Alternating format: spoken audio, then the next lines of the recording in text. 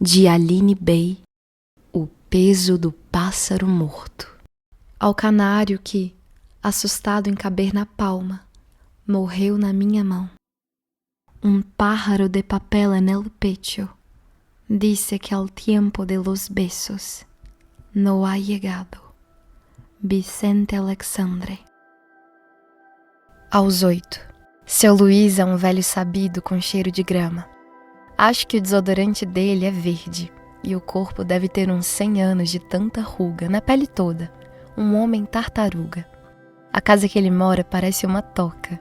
Tem muita árvore antes de começar pela sala de sofá cinza e um eterno presépio que fica o ano inteiro na mesa de centro, com o menino Jesus fora da manjedoura. Quando o seu Luiz não tá olhando, eu coloco o Jesusinho de volta na cama, coitado.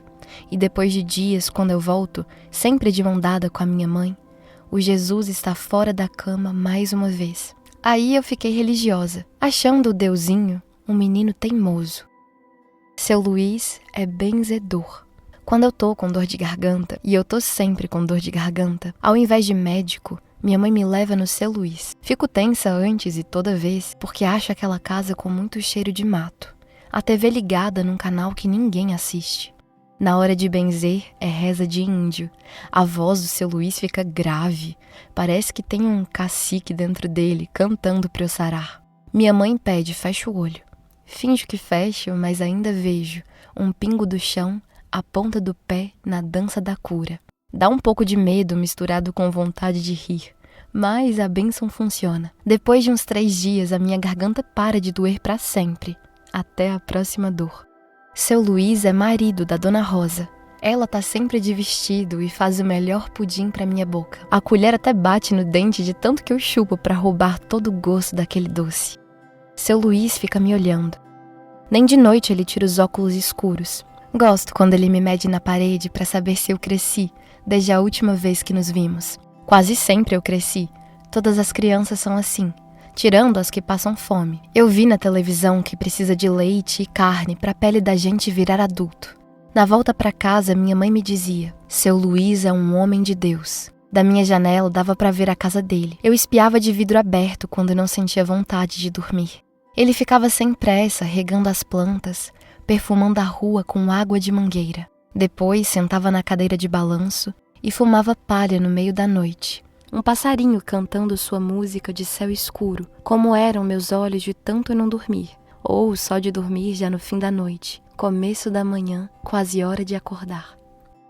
Eu queria tanto entender as coisas no colégio, ficava com a cabeça cheia de matemática, mas era só olhar seu Luiz fazendo que eu me sentia mais tranquila quanto a essa história de entender. Eu gosto do Deusinho teimoso que não para na cama, porque eu também sou assim. Acordei num salto com minha mãe chamando. Vamos! Eu tinha prova logo na primeira aula. No café da manhã, eu sabia mais de sono do que de matemática. Meu pai testou como eu estava, me fazendo perguntas diretamente do livro, já um pouco estragado, de tanto ser aberto e fechado, além de esquecido no chão também do banheiro. Eu não soube responder pergunta nenhuma. Queria comer sucrilhos eternamente e colocar óculos escuros igual ao seu Luiz. Cheguei a pedir um óculos para minha mãe, que disse preferir olhar nos meus olhos quando estávamos conversando. Tudo bem. Eu vou fazer um óculos de bolacha Maria assim que acabar a semana de prova. Minha rotina no colégio era a pior parte do meu dia. Eu tenho muito medo de borboleta e minha escola cheia de verde era cheia de asa também. Eu tinha uma amiga que imitava borboleta pra mim, pra me provar que não era tão terrível estar perto de uma. A imitação ficava muito boa, tão boa que às vezes eu sentia medo da minha amiga, chamada Carla. Mas passava, assim que acabava a brincadeira. Contei pra ela sobre o seu Luiz. Carla não sabia o que era benzedeiro. É uma pessoa que arruma qualquer coisa dentro da gente, sem precisar abrir com faca. Ela ficou curiosíssima, também porque eu disse isso devagar. Prometi que a levaria na casa dele pra ela ficar boa, mas antes ela tinha que pegar uma gripe ou qualquer coisa assim. Ela me disse que ia tentar, mas a Carla tinha uma saúde de aço. Ou a mãe dela colocava um saco invisível nela, protetor de doença e machucado. Nunca ouvi a Carla tossir. Ela nunca deu choro de ralar joelho, pelo menos um roxo, nada. Carla, a menina intacta, Fora a inteligência dela que me explicava a divisão durante o intervalo fazendo assim: 2 sanduíches para 2 meninas é igual a 1 sanduíche para cada menina e 0 fome. Falando desse jeito e depois comendo o lanche, eu entendia tudo. Pensava, que moleza! Mas na hora que a prova me olhava nos olhos, minha barriga virava gelo. E a cabeça um choro parecido com aquele que rádio faz quando o carro está chegando na Paulista. Numa tarde de pudim, perguntei pro seu Luiz por que rádio chora só nessa rua comprida. Não é choro, é chiado. O rádio chia porque a casa dele está perto. É o jeito dele dizer que está perto, uma espécie de reconhecimento. Fiquei com cara de nuvem. Seu Luiz tirou os óculos. Nunca tinha visto uma fundura de olho assim, pequenininho, cor de pedra lá dentro da testa, com água de meleca nos cantos, virando o canto mais triste que já ouvi. Perguntei para minha mãe por que tanto olho no fundo do seu Luiz. Ela disse que era segredo. Me contaria se eu jurasse. Jurei e ela soprou no meu ouvido. É catarata. A pessoa vai deixando de ver o mundo. Mas se ele benze tudo, por que não benzer o olho morto para voltar normal? Será que ele prefere não ver? Imaginar o mundo deve ser mais bonito mesmo. Seu Luiz seguiu me explicando. Por exemplo, quando tua mãe vai te buscar na escola, você não dá um abraço nela? Sim. Pois então, o rádio chiando é jeito dele abraçar a mãe que mora na Paulista. Mas então o rádio não mora no rádio? Onde o rádio acontece de verdade, não é dentro do rádio do carro. Aquele aparelho com um botão é só uma reprodução do que acontece em um estúdio. E muitos deles ficam em prédios na Paulista. Uau! A Rua Paulista tão reta, parecendo um rio de ferro, dando para ver até o fim. Carro, moto, carro, gente, gente, moto. Era na verdade a mãe dos rádios. Que maravilha! A Carla também achou a Paulista a melhor mãe do mundo, pelo que eu contei. Um dia te levo lá. Na Paulista não tem borboleta. Seu Luiz falou que borboleta morre de medo de prédio. Gosta só de árvore. Seu Luiz sabe todos os segredos das árvores. Eu acho que é porque ele usa desodorante verde, que eu nunca vi no mercado dessa cor. Só quem benze aqui deve poder usar. No nosso pátio de escola, a maioria das árvores eram pinheiros. A professora de ciências nos mostrou no livro e depois pela escola, na fotografia. Pinheiro tinha cheiro de papel e tinta. No pátio, eu brincava de esconde-esconde com a Carla. Contava até 30 e usava sempre o mesmo pinheiro para apoiar o braço. Eu não roubava nadinha, e a Carla se escondia tão sumida que às vezes batia o sino, fim de recreio, comigo sem achar a minha amiga. Eu procurava tão atenta e a Carla em lugar nenhum. De repente ela aparecia. De repente ela estava dentro do armário de limpeza, encolhida no meio da grama, rindo com a mão na boca, encostada na estante da biblioteca. Eu dava um grito de "Achei!". A velha com crachá e coque atrás do balcão fazia "Xiu!", tão brava. A gente fugia de lá para se esconder de novo. Eu contava de novo, até 30.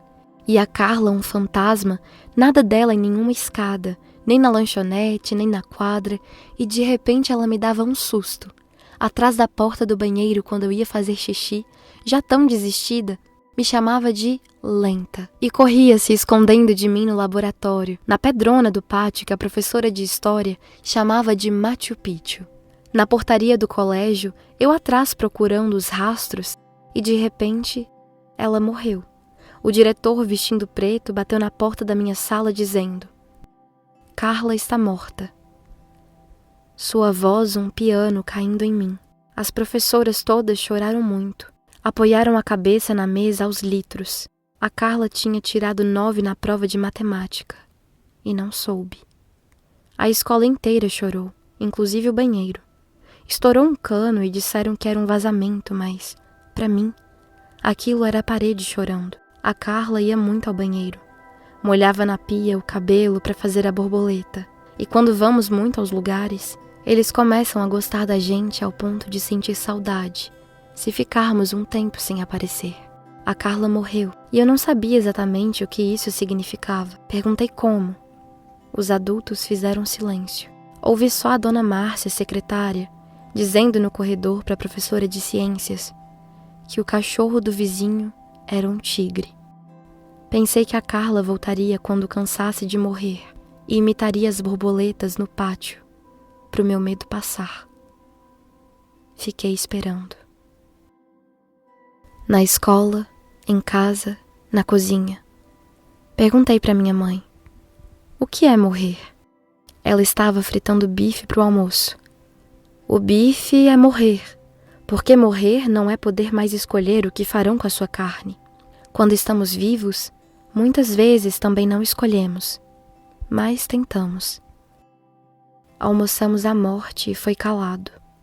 Enquanto minha mãe lavava louça, fui até a casa do seu Luiz às escondidas, mas não exatamente. Acho que minha mãe ouviu a porta batendo e que era eu saindo com os meus 8 anos, atravessando a rua, olhando para os 2 lados que meu pai me ensinou cuidado e batendo na casa do seu Luiz para perguntar.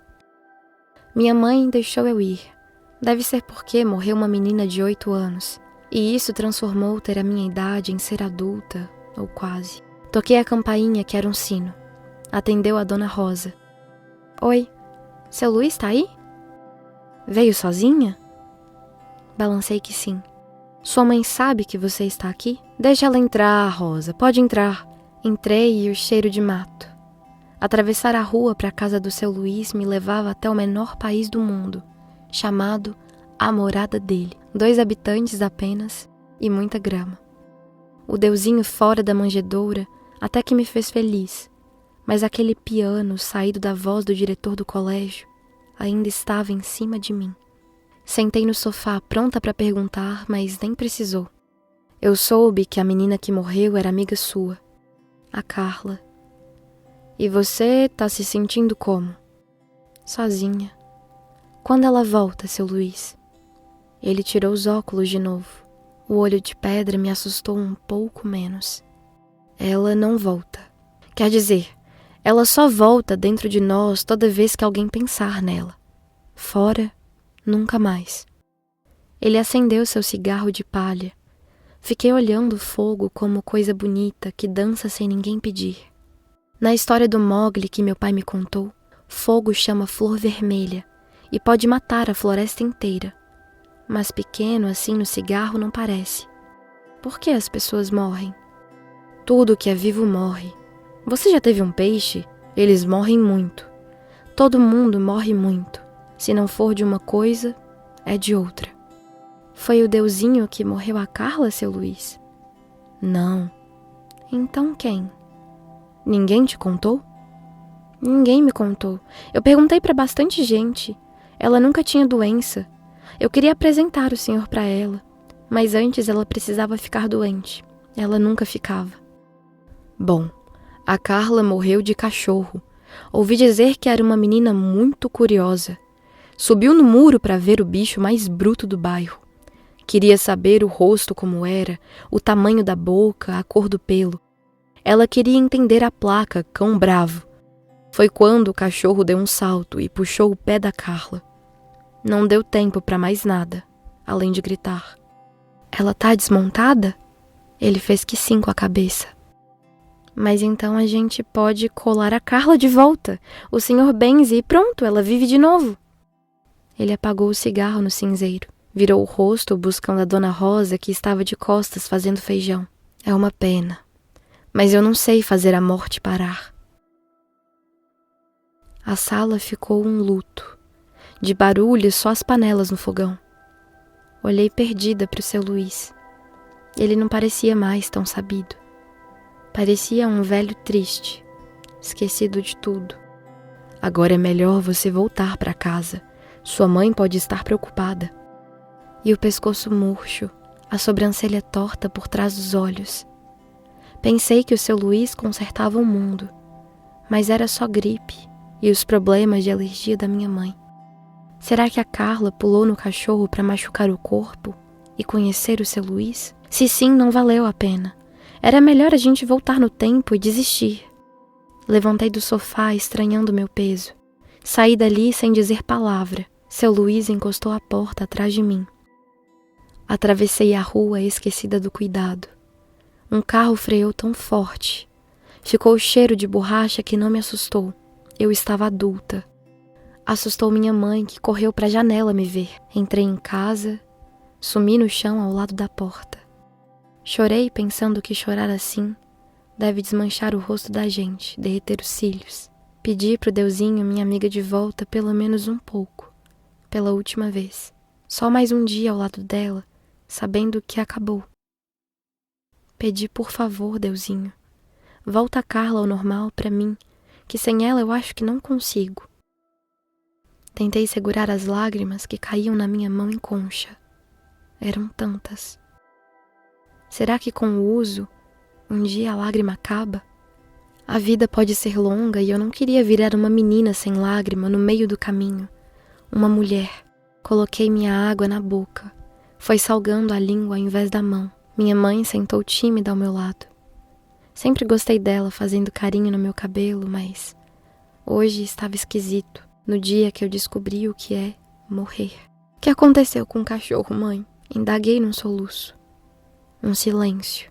Depois, ele morreu também. E o grito? Que grito?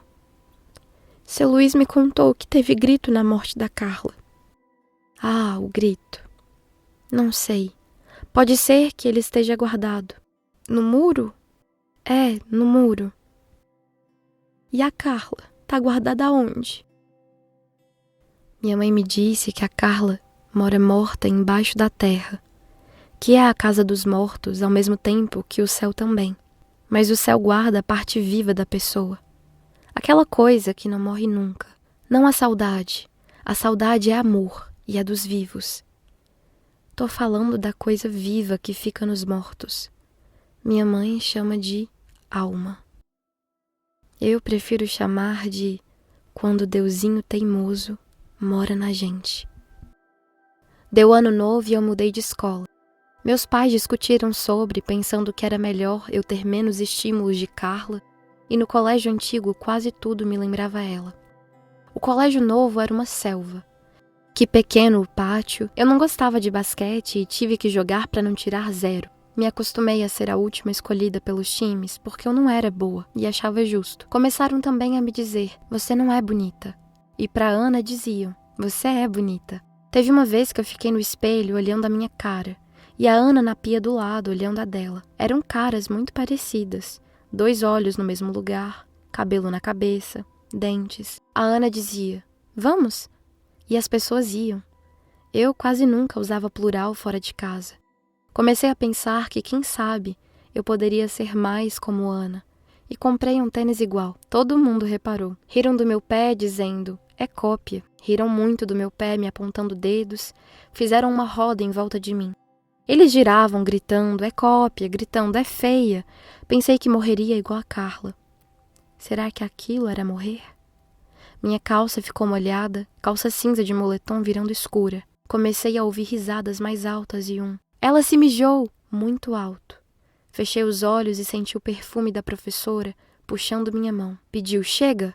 E de som no pátio ficou só o eco dos passarinhos e alguns pés de crianças voltando para a aula, sem saber o que tinha acontecido porque não tinham visto. A professora me levou para a sala dos professores que eu nunca entrei. Estava vazia. Era grande, com mesa parecendo de jantar e garrafa térmica. Pedi café, por favor. Ela disse que isso não era bebida de criança, mas hoje tudo bem. E me deu. Queimei a língua que morreu até de noite. Enquanto a professora me abraçava, me trocava a calça, na mochila tinha outra, e abria a boca com batom para dizer umas coisas que eu não entendia, mas pareciam boas. Chorei de saudade da Carla, minha menina intacta, que sempre soube fazer do medo um pó de risada nossa. Minhas notas só pioravam. O tempo que eu passava estudando era do tamanho dos Estados Unidos. Eu vi no mapa os Estados Unidos, enorme, cheio de nomes. Um dia eu quero ir para lá e também na África, conhecer a Rússia. Viajar o mundo em busca da rua mais bonita que já nasceu. Existe avião, meu pai disse que nele tem escada com roda e passageiros sobem para entrar. Avião, mesmo no chão, é muito alto. Ele leva mais longe, mais rápido, o maior número de pessoas para os lugares que elas precisam ir. Então, avião é Deus? Meu pai disse que não, porque avião são vários de várias empresas. Pensei que as igrejas também. Acho que meu pai não está querendo me contar a verdade. Ele pensa que eu não vou entender Deus sendo um tipo de máquina, com gente que trabalha dentro, usando terno e saia para voar no mundo. Eu vou ser assim quando tiver um emprego. Vou trabalhar dentro de Deus e nunca mais nenhum idiota do colégio vai mexer comigo. Se tentarem, estarei nas nuvens. Não vou ouvir. Meu pai me contou o que chama aeromoça, o que eu quero ser. Minha mãe não gostou da ideia, disse que era perigoso. E me chamou para ir na casa do seu Luiz. Não tenho tempo, é muita prova. Eu disse séria e ela respondeu: tudo bem. Mas não era tempo. O problema foi a perda da parte de mim que acreditava. Vazou no banho um dia pelo ralo. Escorreu e a água rápida mandou para o cano que levou para o rio. Acho que aconteceu a mesma coisa com a minha mãe. Aos poucos, reparei que ela também deixou de ir no seu Luiz. A cura não existe. Foi o título da minha redação. Tirei 4,5 com um bilhete dizendo que não estava bem escrito, mas eu gostei. Amigos na escola nova eu não tinha nenhum. Me apaixonei por um menino chamado Caio, que só tinha olhos para Ana, então eu não disse nada e amassei o amor tentando esquecer. Mas antes de amassar, eu cheguei a bolar um plano. Levei de lanche 2 tortuguitas, ouvi ele dizendo que gostava. Inclusive, gostava de comer devagar, feito eu. Mãe, quero 2. E no recreio de pátio pequeno, fiquei esperando o melhor momento que não chegava. Acabei sentando de qualquer jeito do lado dele na mesa de plástico. O sino bateria em menos de 3 minutos. O relógio com asa, pensei. E se não existir momento perfeito? Mais por culpa do perfeito do que do momento, sentei. Ele levantou rápido, dizendo para o amigo: que cheiro de mijo por aqui. Me cheirei e não senti nada. Pelo pescoço subiu um grosso de choro que eu não deixei chegar no olho. Fiz força para baixo, para o estômago. Melhor virar um pum do que chorar na frente dele. Cheguei em casa e pedi para a mãe algum perfume. Você é uma criança, só sabão já tá bom. No banho, cheirei o sabonete para ver se tinha xixi. Nada. E na embalagem estava escrito: lavanda. Me sequei com toalha quente de ferro que a minha mãe deixou dobrada na cama. Nenhum pelo no meu corpo, nenhum seio no meu peito. Coloquei pijama. Peguei da lancheira a tortuguita um pouco mole que sobrou do Caio, meus cabelos ainda molhados. Comi devagar, como sempre, jurando para mim mesma nunca mais olhar na cara daquele idiota. Eu me sentindo uma. Mas não chorei.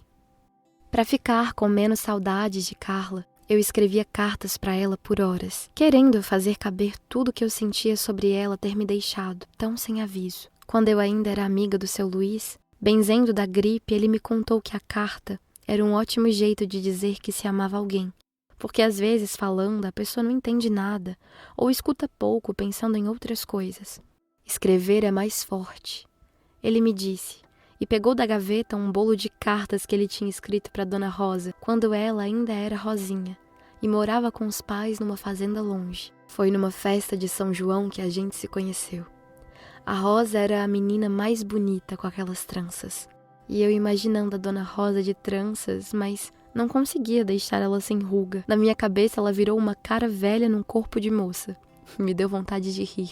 Seu Luiz leu algumas cartas para mim. A Dona Rosa, toda sorridente na cozinha, de um jeito que eu nunca tinha visto, me serviu pudim e estava o melhor dos melhores. Assim meu estômago vai desmaiar, eu disse chupando a colher, e seu Luiz lendo coisas lindas de amor. Rosa, é grande a saudade que sinto do cheiro que sai do seu corpo quando você anda e venta junto. Ou, vou conversar com seu pai pra gente casar. Eu não tenho dinheiro como ele gostaria, mas tenho um peito que dentro só cabe teu nome e medo nenhum quando penso em você. Se tudo der errado, te proponho uma fuga e muito amor pro resto da vida. Ou, faltam poucos dias pra gente se ver, aguenta firme. Eu digo pras minhas pernas bambas quando lembram das suas. Do seu Luiz. Aquelas cartas deixaram a Dona Rosa tão feliz, e no seu Luiz um brilho parecido com um fogo que sai do cigarro sempre na boca. Então decidi escrever assim para deixar a Carla morta muito mais feliz, sabendo que eu amo ela forte para escrever um monte de carta que, agora, ela deve ter muito tempo para ler. Carla, você devia ter me avisado. Sumir pra nuvem assim foi como brincar de esconde-esconde para sempre. fez nascer um buraco em mim. Lembra do vulcão na aula de geografia? Então, é assim que me sinto, mas sem o fogo, que não é quente ficar sem você. Algo em mim congelou. Você sempre será a minha menina favorita no mundo. Mesmo quando eu crescer e conhecer outras meninas, juro que nenhuma será como você. Pensei que podíamos seguir conversando, mesmo que eu não possa ver você porque o Deusinho não deixa, senão eu morro também. Queria saber como é morrer. Você me conta? Queria saber como fica o corpo morando assim na nuvem. Você sente igual quando estava viva? A diferença é só que a gente não te vê mais. Achei uma foto sua no álbum da escola.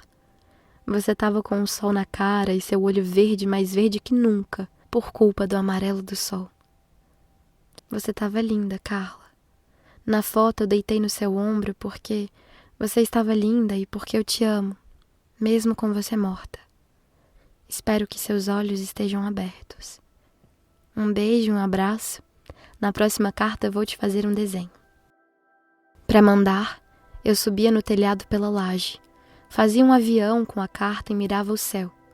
Dona Sônia, a vizinha do lado direito, bateu em casa numa tarde de sábado. Meu pai atendeu.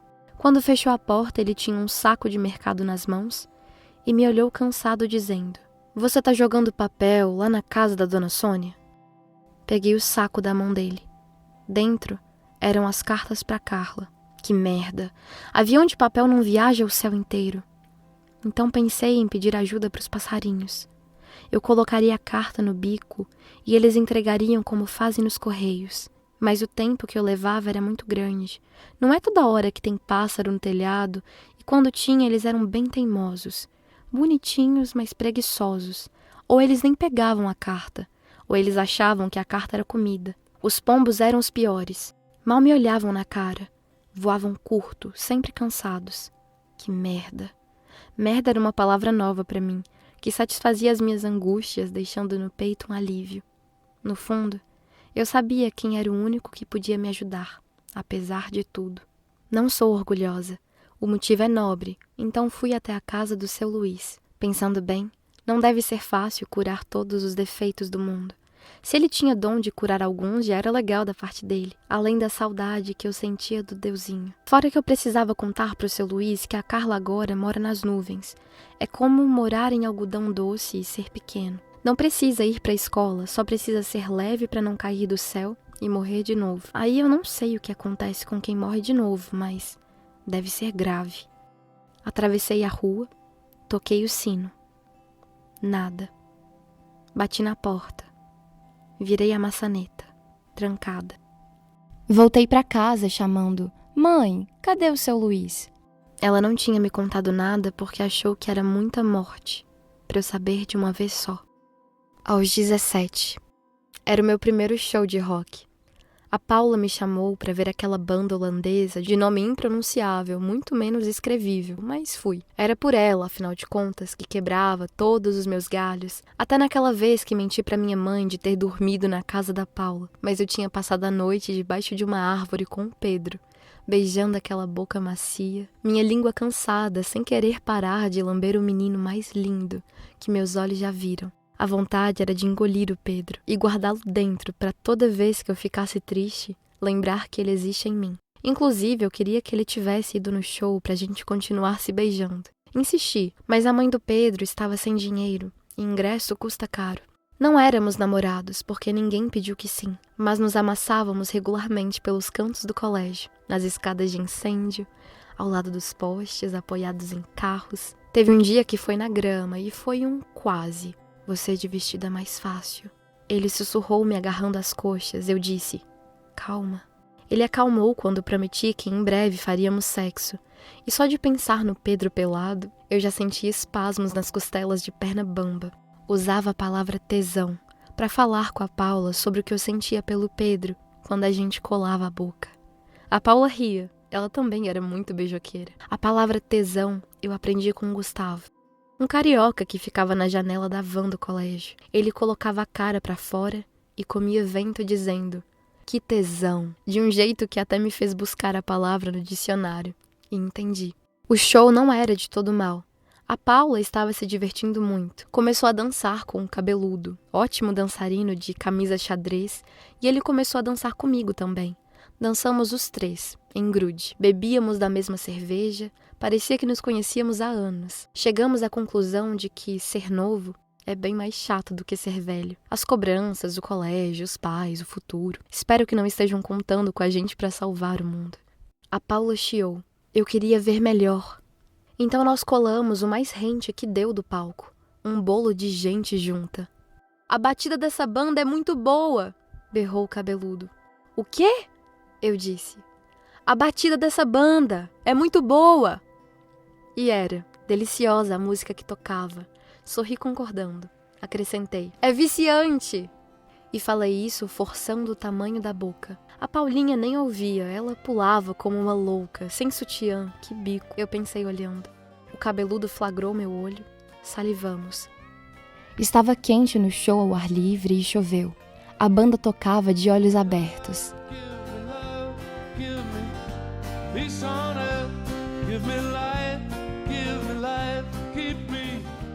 Só que numa versão mais punk. As pessoas empurravam, querendo perto. O espaço na frente do palco ficou minúsculo. Meus músculos. Me senti um bicho. Joguei cerveja no rosto e lambi as sobras que caíam na boca. Eles riram, me imitaram. A Paula arrancou a blusa e rodou no ritmo. As tetas também, no ritmo. Suamos e fomos ficando cada vez mais juntos, cada vez mais justos. E quando dei por mim, estávamos beijando a boca um dos outros, até virar um beijo de bocas e foi desfrute. A língua da Paula era muito gostosa com aqueles peitos. A boca do cara tinha cheiro de menta com aquele cabelo. Ninguém perguntou de nomes. Fechei o olho para morrer a 3. Tinha conhecidos do colégio no show da banda moda. Alguém tirou uma foto do beijo triplo e mostrou pro Pedro, na segunda-feira, que aos gritos, socou o ar dizendo: Puta, eu gostava de você, sua puta. Eu ainda gosto, Pedro, calma. Vamos conversar, foi uma brincadeira. A gente se deixou levar pela música, né, Paula? Mas juro, acabou ali. A gente tinha bebido um pouco mais que o normal. Aquela cerveja era muito vagabunda. Subiu tão rápido, eu ia te contar, mas não assim. Não desse jeito, Pedro. Escuta. E ele fugindo de mim com o punho cerrado, a boca molhada, enchendo os corredores com as letras. P-U-T-A. O que aos poucos foi me deixando realmente puta. Em casa, na minha cama, percebi que na verdade eu estava arrependida, me sentindo sozinha, querendo morrer. As pessoas colavam fotos pela escola do Pedro com chifres. Rei do gado era o seu novo apelido. Mu, quando ele passava. Mu, desenhado em bilhete. Ele tacava tudo no lixo e a cara magra, mais magra do que nunca. Escreveram Pedro Corno, ocupando toda a lousa antes da professora chegar. O apagador sumido. Tentei com a manga da blusa enquanto o povo da sala gritava. Puta! Um do canto foi mais longe. Vem cá dar aquele beijinho no meu pau. Meu grito estava a ponto de explodir, quando a Paula me puxou para o banheiro me pedindo calma. Que nojo me dava do amor virando posse, das pessoas virando cruas, do Pedro não entendendo nada, com aqueles olhos inchados e duros. Seu amor por mim escorria virando ódio, virando ímpeto. Eu passava horas trancada no quarto depois do colégio. Não queria comer, minha mãe insistia. Dizia que o amor era um vento. Logo passa e começa outro, com tanta naturalidade que você nem percebe. Mas é a culpa, mãe. 300 quilos de culpa. E ela achando que nessa história eu era santa. Não contei que beijei a Paula beijando o outro. Ela nunca ficaria do meu lado se soubesse assim. E naquele momento eu precisava muito de alguém do meu lado. Meu Deus, que saudade de quando nada disso tinha acontecido. De todos os segundos antes disso ter acontecido. A Paula tentava encontrar uma solução propondo: vamos descobrir quem foi o filho da puta que tirou essa foto. Mas pra mim era tudo tão tarde. O tempo escorria sem sono das minhas mãos. Sexta-feira à noite, eu na cama, meu pai me disse: quer comer pizza? Não quis. A semana não tinha sido fácil com o Pedro me odiando. Tava sem fome, sem ânimo. E meus pais estavam timidamente alegres no amor deles de anos. Era bonito ser sexta-feira e estar casado. Espero que um dia faça sexta no meu amor.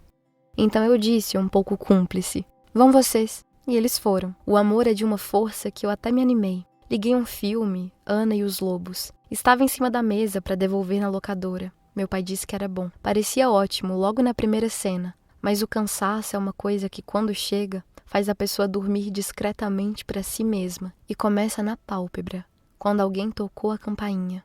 Acordei. Olhei quem era pela janela do quarto e vi o Pedro, lá embaixo, que me viu também e disse: "Quero conversar com você." Meu ar fugiu do peito. Tentei me arrumar rápida no espelho, joguei o cabelo pro lado, passando perfume em lugares estratégicos. Ele estava calmo, eu senti alívio. Pensei em argumentos como: fiquei bêbada, ninguém trocou o telefone. Do cabeludo eu não sei nem o nome. E a Paula foi uma bobagem esquecível entre amigas, eu já esqueci. Desci as escadas correndo num quase tropeço. Quando abri a porta, o Pedro tinha uma faca que colou no meu pescoço. Meu grito morreu no estômago junto com o chute que ele me deu. Caí sem acreditar naquele Pedro que arrancou meu vestido. O contato rente da faca queimava a pele e ardia enquanto Pedro mastigava meus peitos, pronto para arrancar o bico. Ele lambeu minhas coxas por dentro, a buceta, meu rosto, o cu e a língua, um pau revirando. Entre a reza e o pulo, escolhi ficar dura e estranhamente pronta para morrer. Foi quando o xixi me escorreu as pernas. "Tá mijando em mim, sua porca?" Ele arrancou o pau para fora e fez o mesmo na minha boca. "Engole essa, vadia." O gosto morno era azedo. Ele socou o pau até o fundo mais impossível da minha garganta. Vomitei. O Pedro ria. Disse que arrombadas como eu prestam só pra dar. E olhe lá que tem muita putinha bem mais delícia do que eu em cada esquina. Ele abaixou as calças, abriu minhas pernas e meteu com pressa, de olho fechado. A cara toda cerrada de gozo e nenhum ódio. O ódio agora era meu. Acabou. E eu melada, o chão de ardósia, o Pedro subiu as calças, virou as costas e saiu. Aos 18. "É um menino", o médico disse, e colocou o bebê no meu colo. Tava chorando de cansaço. Olhei para aquela criança também chorosa, ela que não fazia ideia do que é no mundo nascer um menino. Alguém precisa contar. Não da parte física, claro. Isso ele vai descobrir sozinho e muito rápido. Alguém precisa contar da outra parte, doutor. As mulheres abusadas nas trincheiras e nos viadutos não estão nos livros de história. Os ditadores, sim. Todos em itens numa longa biografia. Olho pro meu filho. Ele está quente. Magro demais. A enfermeira pega ele de volta. Todo mundo está sorrindo. E eu precisando contar pro menino tanta coisa. A maioria triste. O ser humano, filho, matou um alce e também a África, também a Amazônia, também o boto cor-de-rosa, também o rio. Quando um bebê nasce, é preciso contar devagar para ele sobre a terra. O futuro espera numa concha. Um bebê no mundo também precisa saber das histórias bonitas, do som da gaita cabendo na rua, do dedo no piano, e o piano de cauda que foi vendido para construir aquela quitanda ali na esquina, que ficou de herança para a família Silva. Agora todos mortos. Um bebê precisa saber do pirulito que vem de brinde na revista, que a biblioteca existe antes, que antigamente telefone em casa era luxo. Ter linha e vender a linha era quase como ter um carro e vender o carro. Um bebê nasce sugando leite. Ele precisa saber que dar o peito pode sangrar para algumas mães, empedrar para outras. Ele precisa saber que a chuva traz paz só para quem mora no topo. Quando chove, o rio sobe tão alto que vira grito. Os carros estão com vidros fechados. Na rua tem pedra que bandido coloca para furar pneu. Se você cair, abrirá o vidro e perderá o carro. É melhor seguir fechado até o fim. Falta água, mas sobra água, invasora de barrancos. Rodos com panos nas mãos das mulheres puxando o cimento. Homens de chapéu parecem preocupados. O futebol da molecada teve que parar, por hoje. Amanhã o campo seca, disse o menino Miguel. Aos bebês, é preciso contar que a casa da gente virou casas uma em cima das outras, e isso é normal. A cidade dorme no entre. Algumas pessoas se recusam a vender seus terrenos para virar apartamento. Mas as construtoras dizem de milhão e convencem. O dinheiro deixa o corpo louco para grudar na nota. Fica o céu de teto. Nunca faltou céu no planeta Terra. Nem igreja, nem açougue, nem boteco. Quando um bebê nasce, é preciso contar para ele que bebês também morrem. E o caixão é sempre branco. Ainda assim, quando um bebê nasce, uma flor brota no peito e sai pelo leite da mãe. É assim que os bebês crescem, se alimentando dessa flor invisível. Algumas pessoas chamam ela de amor. Procurei a tal no meu peito descampado por 9 meses e depois no hospital. Isso é tristeza pós-parto. Seu corpo fez muita força, mas Deus é grande. Essa dor passa rápido e agora você precisa ficar forte para cuidar do seu bebê. A enfermeira disse. Em casa, com o menino no berço e os anos passando, procurei em cada canto, nenhum sinal da flor. Aos 28, meu filho fica com a Beth enquanto trabalho num escritório de advocacia no centro. A cidade cheia de escritórios dentro de prédios, cheios de chaves e regras sobre como se comportar em um elevador. Tanta pompa e da janela se vê na rua um bando de gente caída nos lixos que são camas. Eles comem papel para ter o que mastigar além da fome e morrem de medo e abandono. Dentro dos prédios não há rastros de que essas pessoas existem. Ninguém comenta do lixo na porta e da gente doente. Dentro dos prédios é outro mundo. Tudo é limpo de mármore e cheirando bem. Às 6 da manhã eu fico no ponto, esperando meu ônibus já lotado. Tem gente que acorda às 5, pega a condução às 5h30 e pega também o meu assento. Em pé a caminho do trabalho era de segunda a sexta. No máximo às 7 eu estava na minha sala, sempre a mesma. Agora sim, sentada, e por quantas horas sentada, numa mesa cinza com borda preta. Todo mundo que chega passa primeiro por mim, a secretária, que escuta e anota tudo, principalmente os números de telefone, para ligar depois. Nem de longe era meu emprego dos sonhos, mas o chefe ia muito com a minha cara, o que me dava algumas vantagens, como, por exemplo, sair mais cedo sem levar um pito. É meu filho, doutor, eu preciso voltar. E fazia biquinho depois de dizer. Usava umas saias, virava de costas para pegar os documentos. Aí ele deixava tudo. O idiota me pagava em dia, eu não tinha do que reclamar. No escritório tinha um bocado de gente que estava terminando o mestrado para começar o doutorado e também casar, trocar o carro. Algumas pessoas preferem viagens. A Paula mesmo, eu soube que ela está na China com a empresa bancando tudo. A mãe dela me disse no dia que trombamos na farmácia. Engenheira civil, ela virou. Quem diria? Na época do colégio, a gente nunca conversava sobre física ou matemática. Pedi para ver uma foto. A mãe dela disse que não tinha, mas jurou que ela estava igualzinha, a mesma doida de sempre. Sorrimos. Manda um beijo para ela, eu disse dobrando a esquina, mesmo sabendo que beijo não é coisa que se mande por recado. Ainda mais para uma velha amiga. O melhor a se fazer seria telefonar, mas isso... Eu não tinha peito, não depois de tanto tempo. Sentia medo de ver distância nos nossos rostos. Não contei para ela sobre a noite em que o Pedro foi na minha casa. Eu não consegui contar para ninguém. A mãe da Paula levantou a mão no aceno. Depois entrou no carro e sumiu pela avenida. E a Carla? O que a Carla estaria fazendo se ainda estivesse viva? Talvez fosse uma atriz, com aquelas imitações maravilhosas que ela fazia de borboleta. Estaria na capa de uma revista. Provavelmente teríamos perdido o contato também. Tenho amigos que não morreram, mas é como se eles tivessem morrido.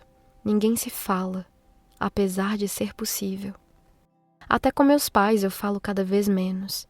E nada dói no meu corpo a ponto de chamar de saudade. Com as pessoas vivas eu me sinto mais à vontade para esquecer.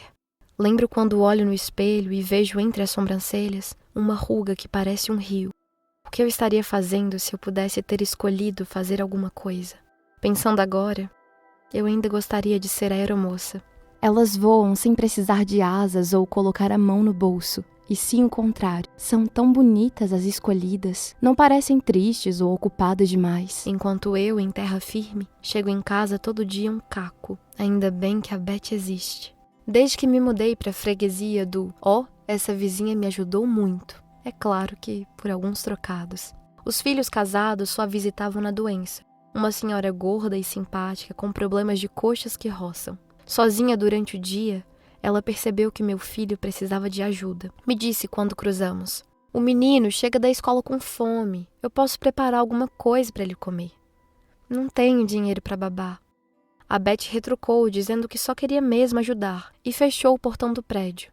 Eu, arrependida, percebi que sim, subindo a rua da praça. No dia seguinte, bati na sua porta para pedir desculpas. E ficou combinado uma ajuda de custo em troca do almoço para o Lucas. Também roupas usadas para ela levar na igreja e uma amizade discreta entre nós. A Beth era boa com crianças, uma cozinheira de mão cheia. E o que nasceu apenas como promessa de dar almoço para o menino, acabou virando o dia todo com ele, que cresceu menos no meu braço e mais no dela. As despesas da casa, contas de telefone, de água e de luz, me davam um oi antes do meu filho me dar. Não vai me cumprimentar, Lucas? Ele não queria parar o videogame. Me explicou que o boneco podia morrer. Lembrei do seu Luiz dizendo há tanto tempo, quando eu era mais jovem do que o meu próprio filho. Ele dizia que tudo que é vivo morre, mas morrem também os virtuais, seu Luiz. Também as coisas. A minha televisão, por exemplo, está morta desde domingo. Ressuscitei agora em 15 minutos lendo o manual. Apertei on pelo controle remoto. Funcionou. E quanta gente triste dentro da TV. Se for assim, então eu bem que podia ser atriz de novela numa boa. Outro dia contei pro Lucas da Carla morta, feito boneco do game. O cachorro matou e depois foi morto. Quando um animal come carne humana, ele não quer mais saber de outras carnes e acaba virando um bicho perigoso. Entende? Não tinha percebido que o Lucas estava de fone. Ele foi pro quarto, levantou e foi. Da porta me disse que estava com fome. Mas da porta ele nunca me disse: conta mais de você, mãe. Ou, eu te amo. Ou, mãe.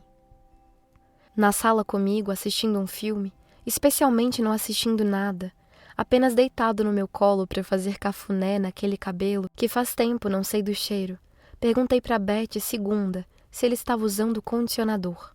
Tá assim que eu tô de olho. E virou pro forno para tirar o bolo do Lucas, que veio correndo já de uniforme para sentar na mesa e tomar café.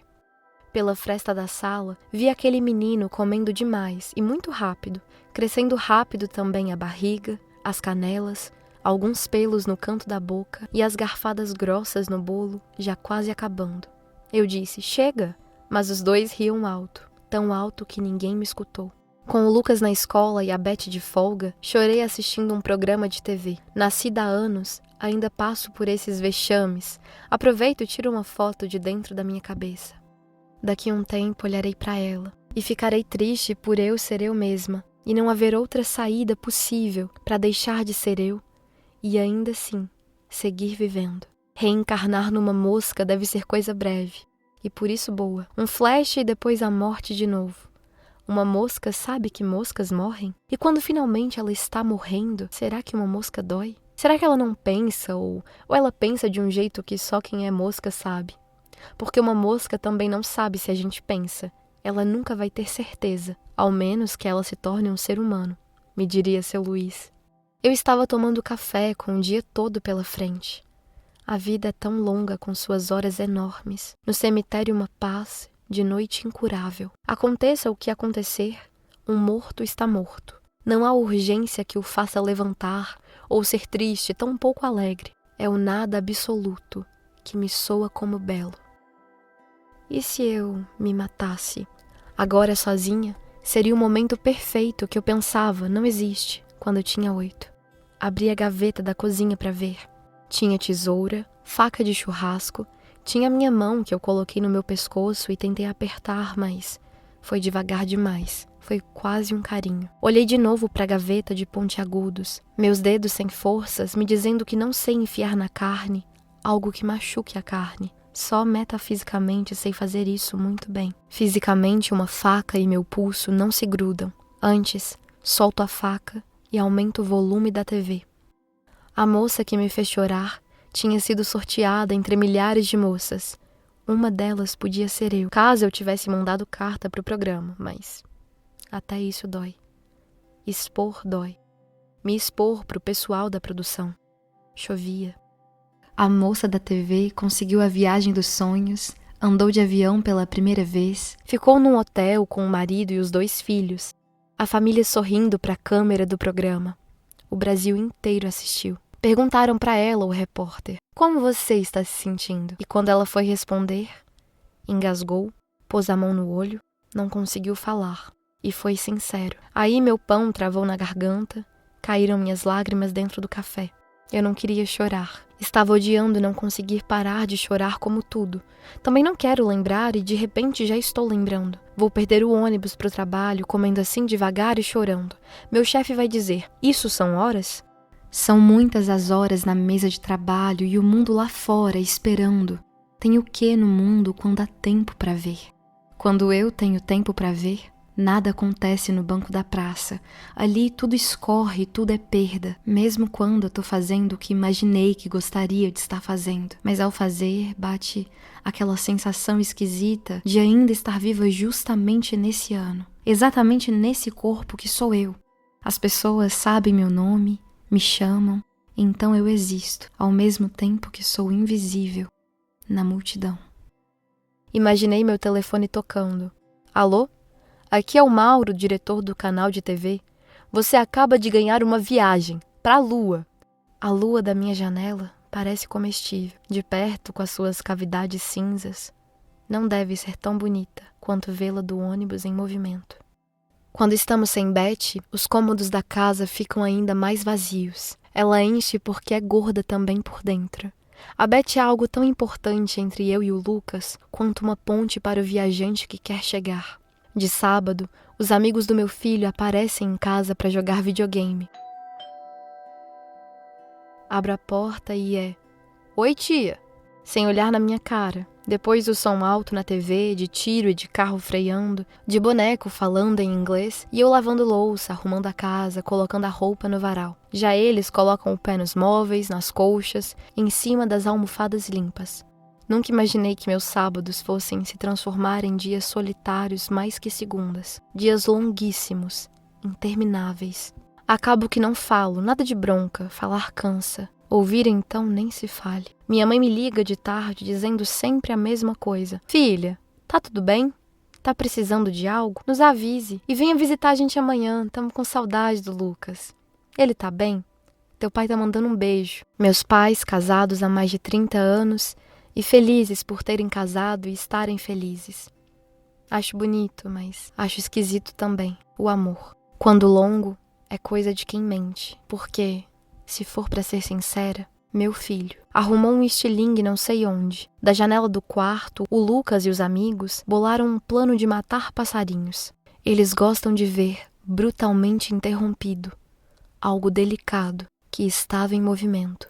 A pedra no céu, a pedra no estilingue, a pedra no corpo, o corpo no chão e a pedra, que já não interessa mais, cumpriu sua função de ponte. Então os meninos desciam, correndo até embaixo do prédio para caçar os corpos que nem sempre caíam onde eles calculavam. Às vezes longe, às vezes estranhamente perto, já no primeiro degrau. Todos com sangue no meio das penas, sangue pequeno, tamanho canário.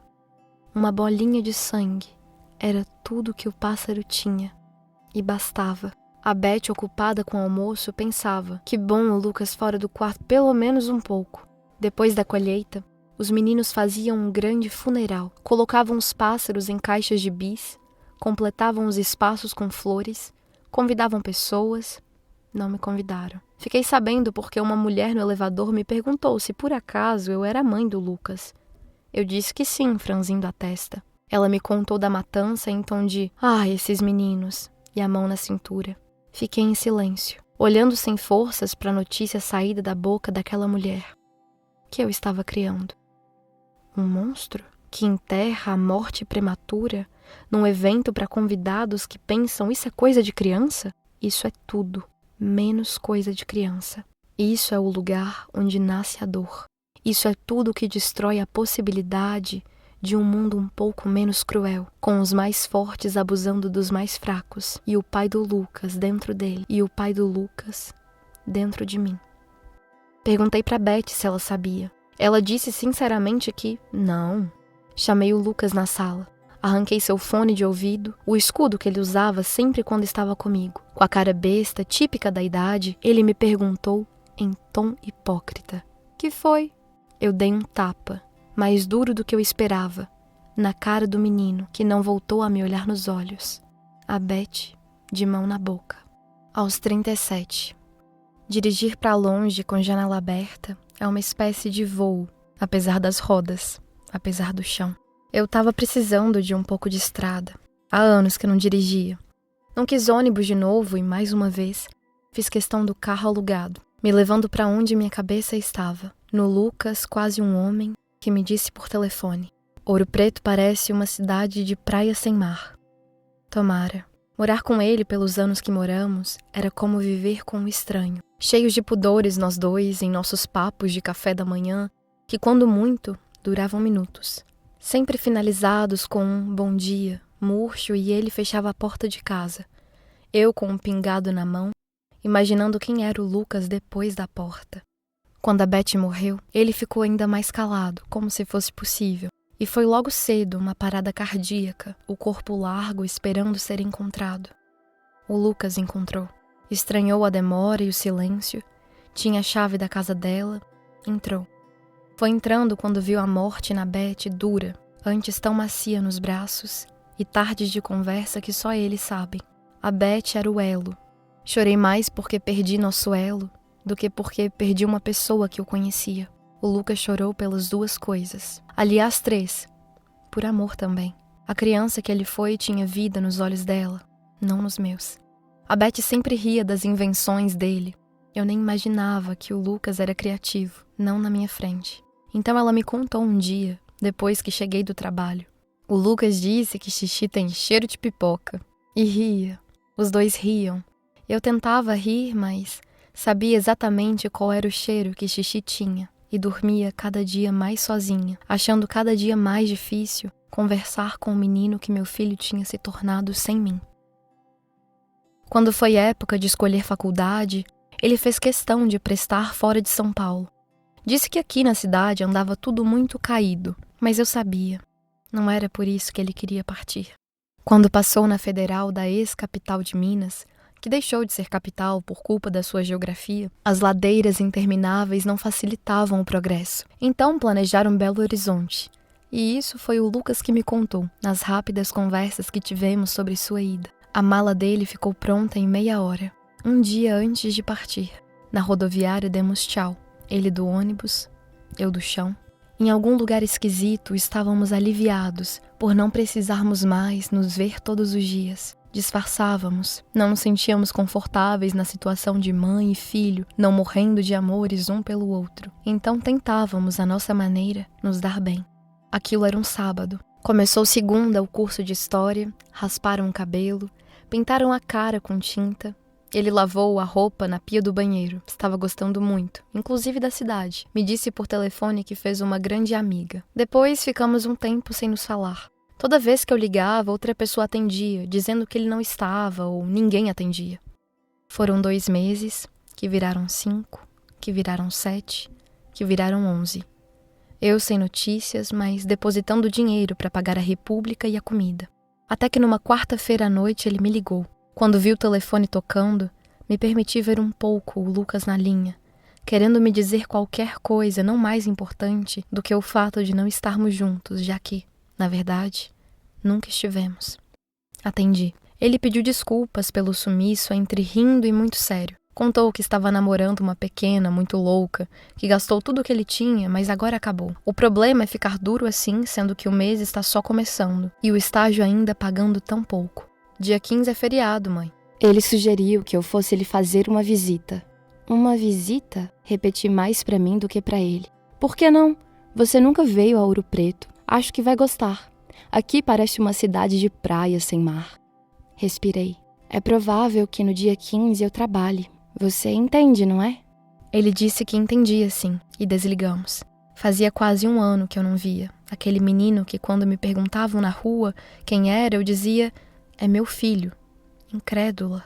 Como será que ele é depois desse tempo morando sem mim? Eu era a mesma sendo outra.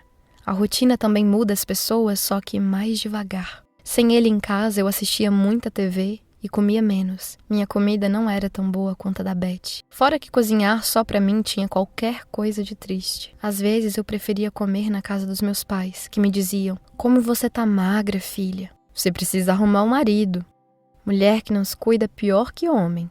E isso foi me fazendo preferir dormir, ao invés de comer lá ou qualquer outro lugar. Nos fins de semana eu ia ao mercado, comprava doces, depois comia assistindo os programas da tarde que falavam especialmente dos programas da noite. Mas... e o Lucas? Como ele estaria? Será que brigaríamos muito se nos víssemos? Talvez não brigássemos nada além do nosso silêncio de sempre. Eu já estava acostumada, mas não com essa coisa brotando no peito, parecida com saudade, só que menos. Era o feto da saudade, muito magro ainda, mas com vida, e sem saber para onde ir. Uma visita, horas, e por que não? Em Ouro Preto eu ficaria num hostel que reservei na semana passada. Na República não tinha lugar para ser mãe com o Lucas, tão acompanhado de estar sozinho. Tampouco ele sabia que no fundo eu tinha topado lhe fazer a tal visita e estava a caminho. Chegar de surpresa poderia ser um inconveniente. Era duro pensar como o tempo passa num passo. Ontem eu grávida, hoje ele um alto que já dormiu no meu colo, que já coube no meu corpo, agora em outro estado também de mim, apesar que isso já acontecia com a gente morando na mesma casa. Às vezes eu penso que o Lucas nunca esqueceu aquele tapa. Ficou a marca no rosto dele por dias, e o que já era longe em nós ficou ainda mais inalcançável. A estrada para Minas Gerais me engolia, a cada curva um órgão a menos. Chegando em Ouro Preto, eu pó, e às vezes penso que nunca vou esquecer a morte daqueles pássaros, ou a noite do Pedro em casa. Corto um tomate para fazer o almoço e penso que o tomate sou eu, a faca é o Pedro. Já cortei meu dedo assim uma porção de vezes, com outras frutas também, mas o tomate por ser vermelho e ceder já no primeiro corte principalmente. Às vezes penso que só lembrarei dessas duas coisas pro resto da vida. A minha mão na cara do Lucas, a mão do Pedro na minha cara. A cara do Lucas e a cara do Pedro, acima de qualquer memória. Buzinaram. Eu estava invadindo a faixa da esquerda. Acenei do vidro pedindo desculpas. E segui imaginando Lucas como ele estava agora, fora do contexto de casa, com novos ares, novos hábitos. Aquilo me deu medo de um quase paralismo. Se eu encontrasse com ele sem aviso, a chance de eu não o reconhecer era grande. Se o cabelo estiver crescido, então, se ele estiver de óculos, de braço com a namorada ou com um amigo, quem sabe vários cabulando aula para tomar cerveja. Bob Dylan me cantava no carro a loucura dos homens que não veem um palmo, na frente é a montanha. Eu cantava junto, baixinho. Não queria atrapalhar. Quando ainda morávamos juntos, o Lucas me perguntou do pai em detalhes pela primeira vez. Fiquei pálida. Durante a sua infância eu contei exatamente a mesma história. Você nasceu de uma noite. Era verão. Que mais? Tinha a lua bem bonita no céu. Não senti medo. Então eu cantava pra ele a música do Sabe, ela na gaiola fez um buraquinho. Voou, voou, voou, voou. O menino que gostava tanto do bichinho. Chorou, chorou, chorou, chorou. Sabe, ela na gaiola fez um buraquinho. E o Lucas no meu colo, a cabeça no peito. Voou, voou, voou, voou. O menino que gostava tanto do bichinho. Ele dormia antes da música acabar. Depois de crescido, esse nino era pouco para acalmar seu coração sem pai. Ele queria mais. Ficava me perguntando nas horas que eu estava muito desprevenida, batendo um ovo, tomando banho. A pena de crescer é querer entender tanto. O Lucas precisava ter visto seu Luiz fumando palha, regando as plantas, num silêncio de não perguntas e não respostas. Se eu contasse a verdade. Seu pai foi um namoradinho meu que eu traí e que ficou tão puto com seu ego de macho que me arrombou as pregas com faca no meu pescoço. O covarde me deu um chute na barriga que ficou a marca. E você nasceu, 9 meses depois. Foi a minha primeira vez.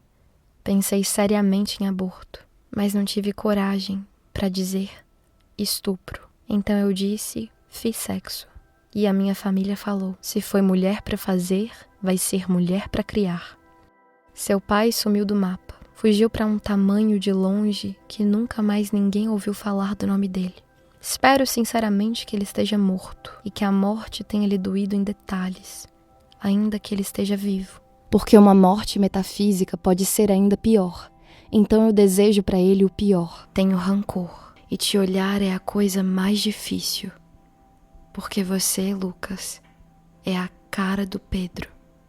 Tem o olho do Pedro, a boca, o cabelo, o jeito de andar e te ver acordando, te ver passando por mim na cozinha. É reviver aquele maldito dia em segredo, diariamente, com o fruto dentro da minha casa, sem saber. Eu não conseguia contar isso pro Lucas. Não saía o som quando eu abria a boca, pensando que agora seria uma boa hora para contar. A verdade estava morta, de tão trancada que ficou por esses anos. Escrever eu consegui, mas a carta eu fiz morrer, numa casa com placa de aluga-se, na rua Mato dos Santos. Passava por ela a caminho do trabalho e minha vista grudava na velhice daquele lugar que já deve ter visto tanto com paredes. Minha história seria só mais uma para casa guardar. Desci do ônibus com a carta no bolso. Joguei por debaixo do portão. O papel estacionou no jardim. Se alguém encontrar, saberá da minha história, sem saber quem eu sou. Pro Lucas eu inventei. Éramos muito jovens. Seu pai não soube que eu estava grávida. Saiu da cidade para fazer faculdade. Tínhamos brigado feio. Terminado tendo certeza que o amor acabou. Depois que descobri você na barriga, ninguém contou porque ouvimos dizer que ele casou e trabalhava na empresa do pai da noiva. Ninguém teve coragem de atrapalhar, nem mesmo eu. Fiquei insegura. Ele podia não acreditar em mim e achar que o filho não era dele. Já tinha passado tanto tempo. Até que um dia aconteceu um acidente terrível na estrada de Sorocaba. Seu pai estava em um dos carros. Não resistiu ao impacto da batida. Como ele chamava, mãe? Pedro. Parei no posto para abastecer. Num canto perto da loja de conveniência, um imenso cão preto ficou me olhando. Cheguei a pensar que era um porco. Ele tinha nos olhos as chagas do abandono, além de rombos por todo o corpo, uns mais frescos que outros. Apesar disso, era um cão calado na dor que sentia e não tão triste para além da dor que tinha. O frentista mal me olhou quando eu disse saindo do carro: "Enche o tanque." Já com o cão, eu fiz um longo contato visual. Nada em mim parecia o assustar, nem nele. Nem os machucados, a careca, o tamanho de urso. Eu tinha um lanche no banco do carro para depois. Enquanto o sujeito me abastecia, abri o papel alumínio. Ofereci pro cão, que veio com calma, parecendo um velho cavalo a passeio. "Não confia muito não, hein, dona? Bicho é bicho." Lembrei da Carla. Como será morrer pela boca de um cachorro? Será rápido? Será denso? Existe vida durante a mutilação ou já se morre de pronto só por saber que seu corpo ficará em pedaços? Flertei com a morte bruta. Se aquele bicho quisesse acabar comigo, eu estava pronta. O cão, contrariando as minhas expectativas, começou a comer o lanche com jeito de criança que tinha crescido demais. Senti o focinho me encostando à palma, a língua rápida e fina no movimento de fome, a cabeça musculosa maior que a minha, o canino uma lança que não me encostou. Ele comeu com pressa, não aquela pressa de quem não sabe desfrutar das mini-belezas, e sim a de quem sente a dor mais urgente e ao acaso encontrou uma cura possível. Sentei no chão encostada na roda. De perto deu para ver a cor do olho do cão. Era vinho do Porto, líquido também, mas não era cego. Ele acompanhava meus movimentos feito um lince. Ajeitou as patas altas e deitou esparramado do meu lado, com cara de quem sabia alguma coisa importante. Mas não conseguia me contar porque a coisa não era do tipo das que cabem em palavras. O posto estava vazio, só com o moço que me abasteceu, louco pelo fim do expediente para que ele pudesse voltar para casa, tomar um banho, jantar sozinho e dormir esperando o quem sabe. Fiz carinho na cabeça do cachorro e foi tímido. Ele retribuiu fechando o olho e manteve o olho fechado depois que acabei. Um animal daquele tamanho, como ele veio parar aqui? Precisa ser leve para ir tão longe, ou aquele lugar era longe para mim e casa para ele? Seu nome vai ser Vento, eu disse, e abri do carro a porta de trás. O vento entrou, ocupando o banco inteiro. Paguei a gasolina sorrindo. Vai levar o bicho mesmo, dona? O frentista perguntou. Fiz que sim com a cabeça. De volta à estrada, eu ainda não sabia direito o que fazer. Dirigi atenta às placas escritas Retorno São Paulo. Olhei o vento pelo retrovisor. Ele caiu rápido no sono. Deve ser o balanço do carro que provavelmente ele nunca andou. Quantos machucados ele tinha no corpo, mais vinho do que preto, pelo sangue seco. Que bom que agora a gente estava junto. Nunca mais ninguém vai te machucar. Quando ouvi um barulho que logo percebi ser de vômito, parei no acostamento. Calma, menino. É assim mesmo. Isso é falta de costume. Vem aqui, vento. Encosta aqui. Ele ficou criança do meu lado na beira da estrada. Peguei da mala uma toalha de banho e limpei o banco. O cheiro do vômito era insuportável. Enrolei a toalha no porta-mala, borrifei meu perfume pelo carro. O vento não parou de espirrar. Éramos novos naquilo de estarmos juntos. E ainda faltava bastante estrada para chegar. Mas eu não precisava chegar a lugar nenhum. Ninguém além de mim estava me esperando em Minas Gerais. Tanto tempo sem ver o Lucas e ninguém morreu. Além disso, as férias existem. Ele pode passar uma parte delas em casa se quiser. É até melhor do que gastar com hostel agora e, com o vento cheio de ânsia, a viagem vai ficar impossível. Voltei para a estrada. Li outra placa com a palavra retorno. 1 quilômetro, 800 metros, 500 metros, 300 metros, barulho curva de pneu. Em São Paulo, o vento ganhou banho, levou ponto, tomou vacina. O veterinário disse que foi corajoso meu ato. Sorri sem jeito. Ele ficou até com cara de menino. Eu disse passando a mão no pelo dele. Não ficou? Mas olha, foi bom você ter falado nisso. Porque mesmo que não dê pra gente saber qual é a idade exata dele, dá pra saber que ele já é bem idoso. Claro, respondi, entendendo que o tempo sempre leva as nossas coisas preferidas no mundo e nos esquece aqui, olhando pra vida, sem elas. Em casa eu disse pro vento. Chegamos. Ele me ouviu de lado, batendo o rabo no vaso que espatifou no chão. Deixa isso pra lá, depois eu limpo. Ele subiu no sofá, se ajeitou como pôde naquilo que, com certeza, era a melhor cama que ele já teve. Os olhos derramando porto mais que vinho. Não me importo, eu disse para ele, que seja breve o nosso encontro, porque no tempo da minha memória somos para sempre. Não existe morrer dentro, é como uma canção. As canções não morrem nunca, porque elas moram dentro das pessoas que gostam delas. Você conhece aquela da rua?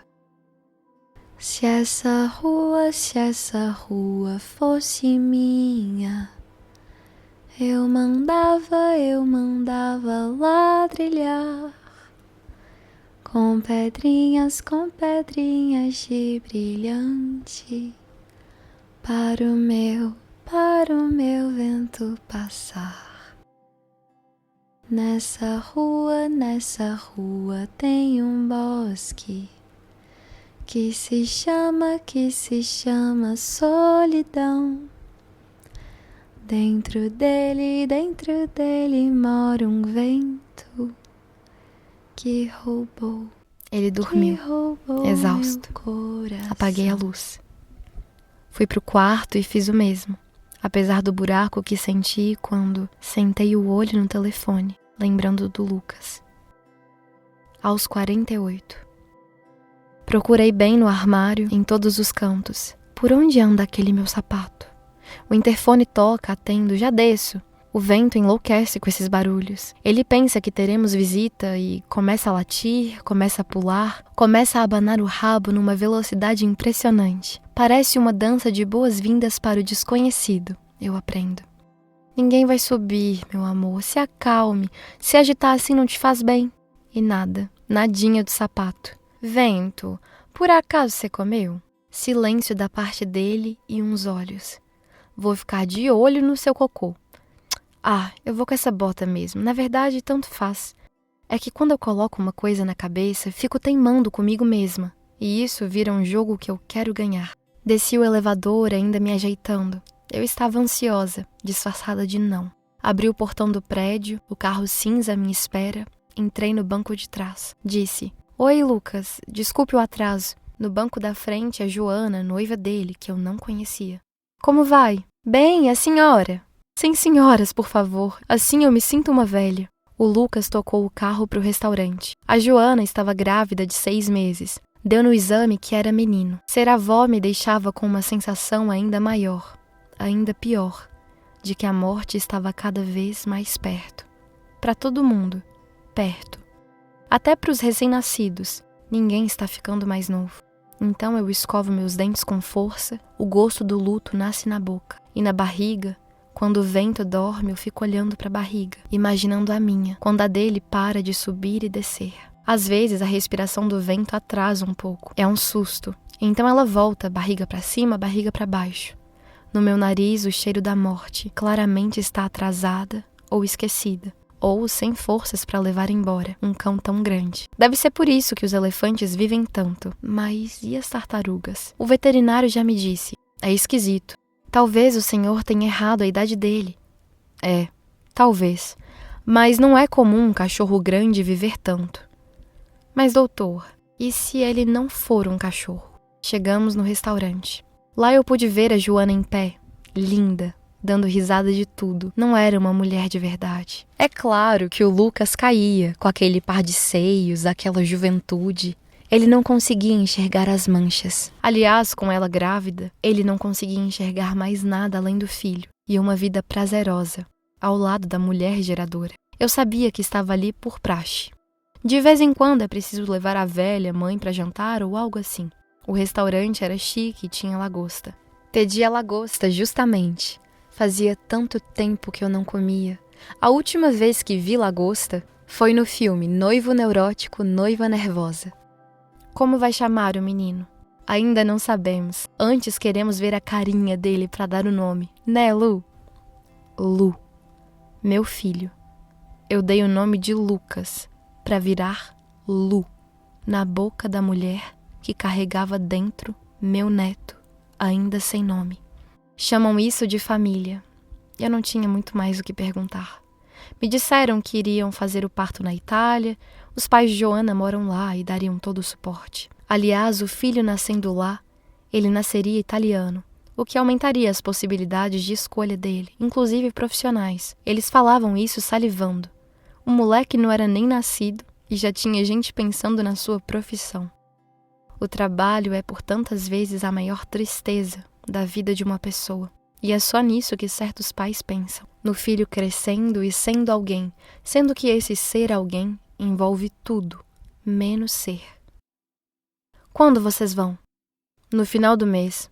Se esperarmos mais tempo, vai ficar desconfortável para Joana viajar. Eles deram um selinho. Chegou a minha lagosta e o macarrão de frutos do mar deles dois, que pediram o mesmo prato. Por fora eu estava elegante, com bota preta. No íntimo ficava pensando que me sinto tão mais confortável com o vento no sofá do que com meu filho e a sua nova mulher. E a culpa era especialmente da nova mulher. Ao contrário de Beth, o elo, ela era Joana, o abismo. Vamos fazer o nosso casamento na Itália também, mãe. Algo pequeno. Não sei se você consegue licença no trabalho para ir.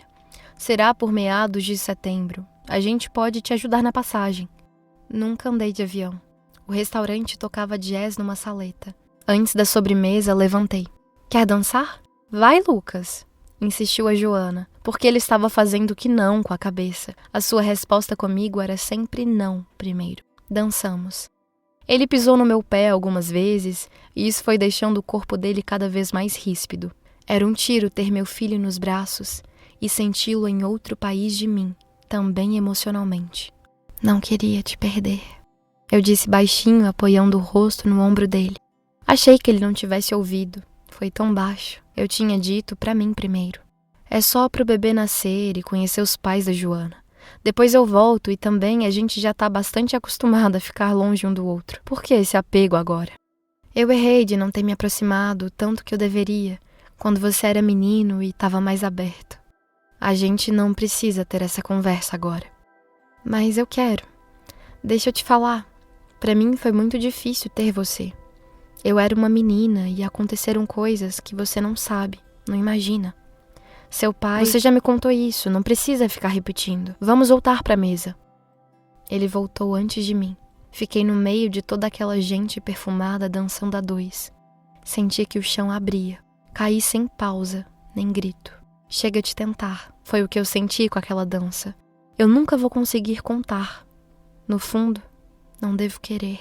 Ainda assim, nada justifica a minha ausência. Se decidi ter o filho, então eu devia ter vivido a minha decisão plenamente, ao invés de ficar procurando os restos do Pedro nos olhos do Lucas.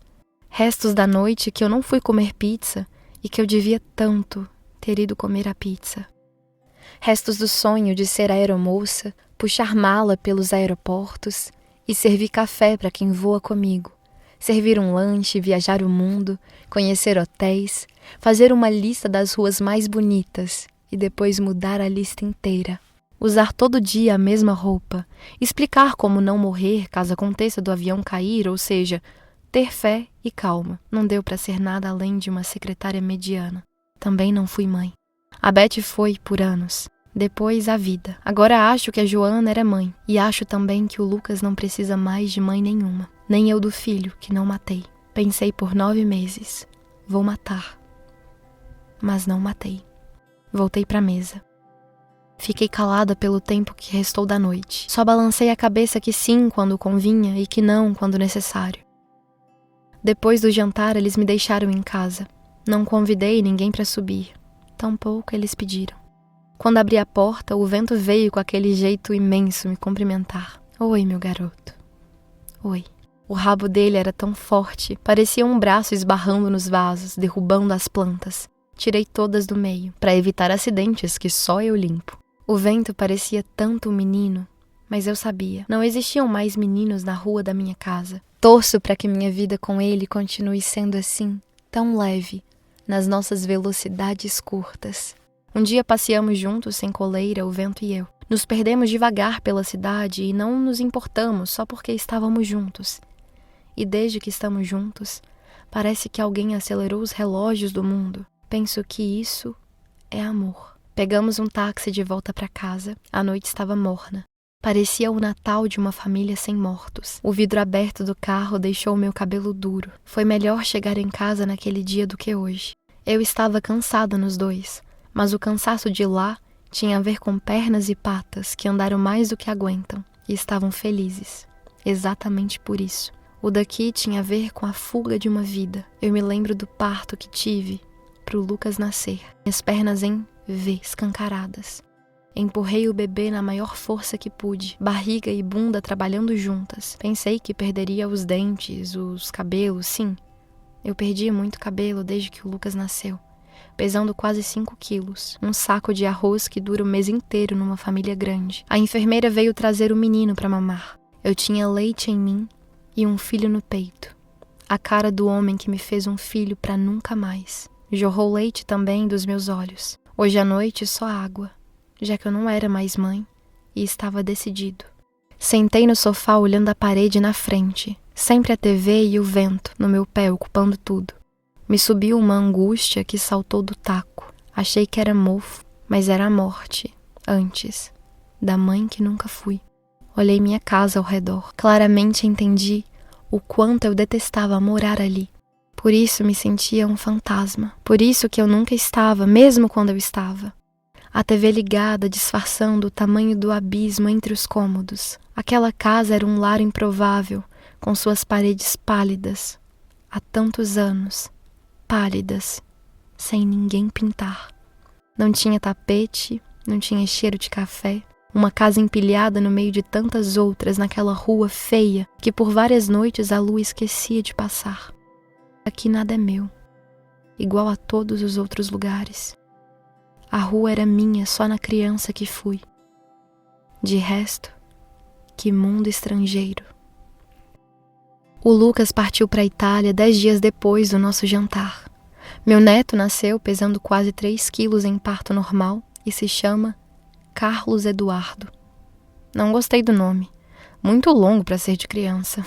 E ele passaria um bom tempo sendo criança. Vocês já pensaram nisso? Eu disse por telefone. Uma criança chamada Carlos Eduardo? Que nome mais burocrático. Vai acabar virando Cadu. Ninguém aguenta dizer tanto para chamar uma pessoa. Eu estava no Viva Voz. A Joana ouviu e não gostou. Ficamos 1 mês sem nos falar, o Lucas e eu. 1 mês que virou meses, que virou ano, que virou anos, sem ninguém ligar. Isso aconteceu, descobri mais tarde, porque Carlos Eduardo era o nome do pai da Joana. Foi por isso que eles ficaram tão chateados. Descobri mais tarde ainda que não era nada disso. O problema mesmo foi a falta, também de amor. É o maior cachorro que eu já vi na vida, dona. Puta que o pariu. O pai desse aí deve ter cruzado com uma égua, não é possível. É por isso que a senhora tá mudando pra uma casa? Também. Quanta caixa! Eu descia pro elevador, os homens do caminhão pegavam, o mais falador era o motorista. Ele ficava me perguntando cada uma, inclusive se eu queria ir ao cinema no domingo. Eu disse, não. E pensava nas coisas empacotadas se mostrando maiores do que quando estão expostas nos móveis, pacíficas. As coisas preferem ser fixas. Por isso, quando as tiramos dos lugares em que estão, elas se multiplicam para se vingar. Enquanto eu empacotava, desempacotava em mim memórias. Quando abri uma caixa que estava abandonada por pelo menos 20 anos, no armário da lavanderia, eu dei de cara com um deusinho sem manjedoura. A dona Rosa tinha me dado depois da morte do seu Luiz. Cheirei o menino Jesus. Lembrei dos meus pais numa época boa em que os dias eram mais longos porque dava tempo de brincar de tudo. E os dias eram curtos, já que um verão passava mais rápido do que 8 horas na mesa de trabalho. Meu pai mora no olho do deusinho. Minha mãe no bracinho gordo. E sinto muita falta, mas não agora que eles estão mortos. Ou antes, quando a gente mudou tanto o jeito de ver o mundo que não cabíamos mais um no outro. Até o ponto de não cabermos mais na mesma casa, na mesma sala, no mesmo telefonema de sábado à tarde. A falta que sinto é deles comigo criança, que não entendia nada de morte e que segue na mulher que sou, não entendendo. Primeiro, morreu meu pai. Os homens morrem 10 anos antes das mulheres. Eu li numa revista de ciência. Dormindo. Meu pai não acordou. Minha mãe sim, e logo que abriu o olho sentiu o gelo de defunto na cama. Chamou a ambulância, chamou a mim, chamou Deus. Mas meu pai não voltou. No enterro, as pessoas beijavam o rosto da minha mãe, sentada na cadeira ao lado do caixão, acumulando pêsames. Foram tantos que 4 meses depois minha mãe morreu também. Os médicos disseram que foi do coração, e foi mesmo. Muita tristeza ficar tão sozinha. Casais juntos há muitos anos não conseguem seguir vivendo quando a morte os separa. O padre disse, fazendo o sinal da cruz no caixão da minha mãe, que foi enterrada ao lado do meu pai, e muitos santos no cemitério cuidando de tudo. De vez em quando eu vou até eles e levo uma flor, mas sinto que tô indo no lugar errado. Sinto que os mortos não estão ali, e as pessoas insistem que sim. Eu entendo, todo mundo se sente confuso com essa história de parar de existir. Olhando Deusinho, eu fico lembrando dos meus pais comigo pequena. Sabia, Vento, que quando eu tinha 8 anos, eu só dormia depois de ganhar a bênção? Era assim, a bênção, meu pai sentava na cama e dizia fazendo carinho na minha testa a oração do Santo Anjo do Senhor, meu zeloso guardador. Se a ti lhe confio, a piedade divina sempre me rege, guarda, governa e ilumina. Amém. O amém era junto eu e ele. E depois tinha um beijo da minha mãe. O beijo mais quente do mundo. Embrulhei o Deusinho em papel bolha e coloquei na bolsa de mão. Antes, ele estava jogado, mas agora que eu o tinha encontrado era diferente. Ele virou o barco de me levar até o melhor que eu sentia sobre meus pais e que também ficava guardado numa palavra chamada saudade. Na mesma caixa encontrei uma redação de escola. No primeiro olho me pareceu inédita. Não lembrei que era minha. Feito uma foto muito antiga, que é você mesmo. No portão, com aqueles shorts que já não existe mais e aquele olhar que muito menos. A cura não existe. Professora, nem adianta me dizer que sim. As pessoas estão morrendo nas guerras. Eu vi no filme Forrest Gump que elas perdem até as pernas e ganham rodas nas cadeiras para chegar em algum lugar ou tentar. Mas elas também perdem as mães, as roupas, a vontade de viver, a casa que elas moram. O ano novo delas é muito triste em um bar cheio de gente. Elas rezam para Deus, mas ninguém sabe aonde Deus está. E nem os mortos. Eu sei. Minha mãe me contou, quando a Carla morreu, que corpo fica na terra e a parte mais importante da pessoa morta fica no céu, apoiada na nuvem. Por isso, cada nuvem tem um desenho. São dos mortos-vivos que moram lá. Eu acho que a da Carla tem formato de borboleta, para eu saber que é ela. Mas não achei nenhuma assim. Tem muita repetida de coelho e dragão. Não sei se existe uma regra para os desenhos nas nuvens. Mas sei que a cura mesmo não existe, porque curar alguém é deixar o mundo feliz inteirinho. E o mundo inteirinho é triste, triste, professora. Que nem a boca apagada de uma boneca que eu tinha e dei. Não tava mais aguentando aquele rosto sem boca. Tô cinza com a falta que minha amiga faz. No dia a dia mesmo, sabe, professora? E também umas outras coisas que eu acho que perdi, como um pátio grande para tomar lanche, tão grande que faz o sinal de fim de intervalo soar como um "mas já?", de tão legal que é estar ali. No colégio antigo era assim. Nesse eu nem saio da sala para comer. Eu como meu lanche na mesa que estudo. Tô sempre bem sozinha. Dá até para tirar caca do nariz sem ninguém notar. Também perdi o Deusinho do seu Luiz depois que a gente brigou, meio entre aspas, porque a gente não brigou de gritar ou lutar. Foi uma briga silenciosa e secreta, bem da minha parte. Da do seu Luiz, acho que não. Ele é um homem de Deus. Também não sinto mais frio na barriga para atravessar a rua. Atravesso normal e não sinto nada. Quase não sinto nada além de saudade, professora. Barulho de mão amassando papel. Minha casa nova era a casa velha na rua Mato dos Santos. Liguei no número da placa e era verdade. Bastava pagar o aluguel em dia, que não era alto. Ninguém queria uma casa velha como aquela. A corretora me disse por telefone. Só eu. O ruim era o motorista do caminhão. Fui no banco da frente com o vento, usando muito espaço, nos deixando bastante apertados.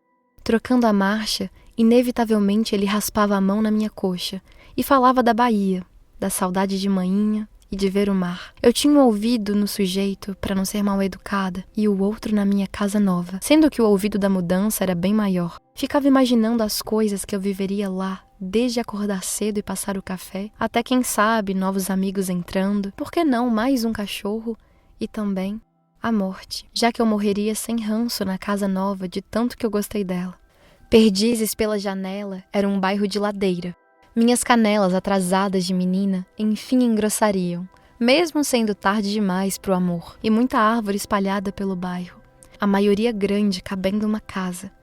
Eu gostava das menores, o vento de todas, fazendo sombra e tendo tronco, para ele já estava bom. Chegamos. O portão cor de barro nos recebeu abrindo antes da primeira virada de chave. O quintal era só grama, mas meu plano era ter uma horta.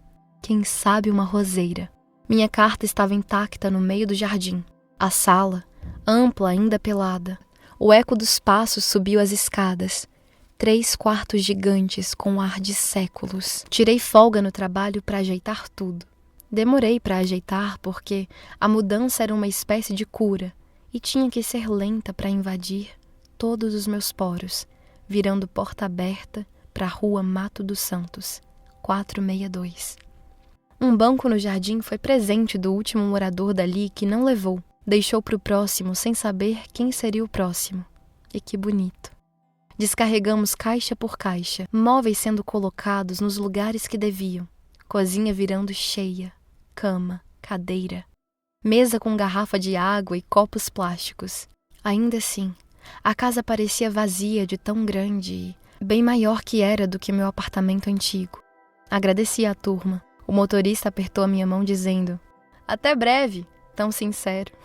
Engraçado ainda existir a possibilidade de alguém querendo me levar ao cinema. Agradeci o motorista por isso, mas ele pensou que foi pelo trabalho. Anoiteceu. Eu vi a lua no céu como nunca, gorda, baixa, líquida. Chamei o vento. "Vem ver, meu amor." Ele ficou em 2 patas na janela e ficou maior do que eu. Ele era maior do que eu em todos os sentidos. Esse menino, de idade nenhuma. Se a morte não tinha alcançado o vento morando naquele apartamento cinza, aqui muito menos. Pro Deusinho ainda na bolsa, eu queria um lugar especial e achei. Deixei no parapeito da janela da sala que mais dava para ver o céu. Espero que o vento não o derrube. Se cair, a resina vai morrer em tantos pedaços que o Deusinho vai parecer ter sido maior. Avisei. "Vento, cuidado aqui, tá?" E ele tomou o maior cuidado. Jamais encostou a pata no Deusinho. A casa eu pintei de azul tranquilo. Dava para ouvir os pássaros, beija-flores voavam na minha janela, daquele jeito, pousando, e eu me assustava um pouco, porque me lembravam borboletas. Conservo meu medo de borboletas para Carlo não morrer em mim. Ser adulto por vezes não deixa a beleza das coisas entrar tão facilmente. A gente começa a desconfiar. Mas era bonita a beça, a casa nova, de uma beleza suficiente para me fazer respirar de novo não pela boca. E o teto, parecendo uma cúpula, que logo na primeira noite comecei a chamar de segundo céu. Aos 50. O sol nascendo é um espetáculo minúsculo de tempo, de beleza, um mar que logo vira aquele céu de sempre, mas o começo do céu da manhã. Os primeiros raios com rastros de lua. Por eles é preciso estar de olhos abertos. Eles ensinam a coragem que eu nunca vi. Guerras, mortes, latrocínios acontecem. E o sol nascendo por cima de tudo, não importa ontem quem morreu. A partir das 6 da manhã muda, vira escritório, rotina, banco. Muda também na gente que ainda que coma da melhor comida, caga e mija, 10 minutos depois. Com a janela do meu quarto parecendo porta, não preciso de despertador. Também não quis cortina. Era bem mais perto do trabalho, a casa nova, e a vontade de não trabalhar também estava cada vez mais perto de mim, que agora mora numa pequena mansão velha e barata, além das baratas que o vento caçava e adorava comer, me mostrava antes, orgulhoso. Deitei meu nojo por amor, vi nos olhos dele a importância, e então eu elogiava. E que alegria ele ficava, o rabo rápido, sorrindo sem dente, a barata se fingindo de morta na língua. Eles sumiam por entre os cômodos. Eu chamava, vento, vento, e um eco. Ele demorava para voltar, se perdia. Vê se não corre tanto, meu amor, não te faz bem. A casa tinha poucos móveis. Preferia assim, os espaços respeitados, corredores largos feito país.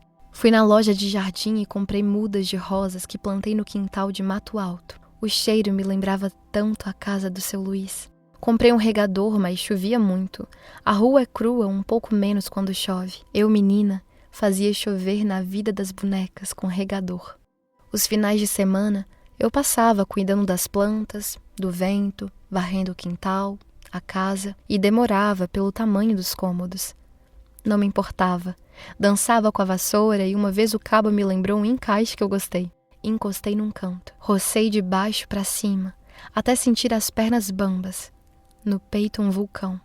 Meu Deus, eu estava viva, ainda. Troquei a televisão por uma vitrola. Vendi e comprei. Além de discos e uma caixa de som tão antiga, o moço da loja me disse, acho que não funciona. E foi ligar na tomada que o som encheu a casa até o quintal. A música escorria pelas paredes. Eu jurava que via a música escorrer, mas pensei que estava ficando sozinha demais.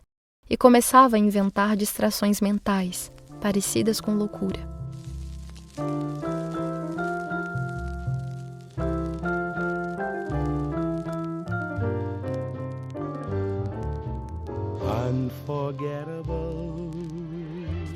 Coloquei Nat King Cole um dia. Sentei no banco do ex-morador generoso para ouvir. O vento sumido, o vinil do Nat no lado A, com ele cantando em inglês.